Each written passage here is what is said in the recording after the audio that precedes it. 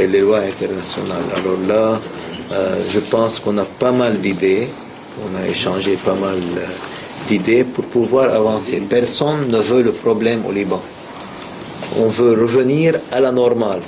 Vous savez, on était dans une situation très bien, le pays fonctionnait très bien, on avait formé dans un an, on a élu un président, on a formé un gouvernement d'union nationale bien représentatif, on a adopté pour la première fois dans l'histoire du Liban une loi à la proportionnelle, où les émigrés, et là encore c'est un appel pour les émigrés libanais ici, surtout en France, pour qu'ils participent dans ces élections.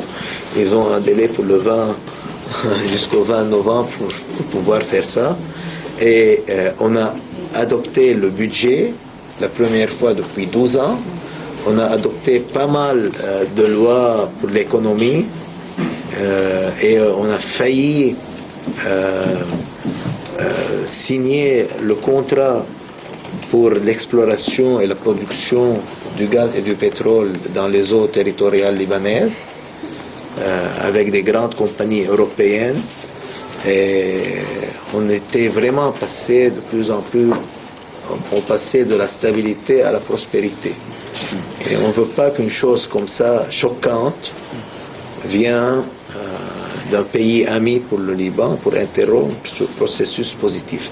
Il y a des problèmes à régler, on est tous prêts à les régler par le dialogue. Mais là, la crise ne doit pas passer le week-end prochain. C'est-à-dire, si la crise passe le week-end prochain, on passe à une crise diplomatique internationale. Je pense que les Libanais sont frustrés et c'est leur dignité qui est touchée.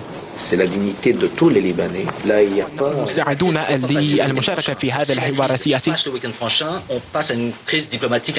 ولكن ماذا حول هذه الأزمة الدبلوماسية؟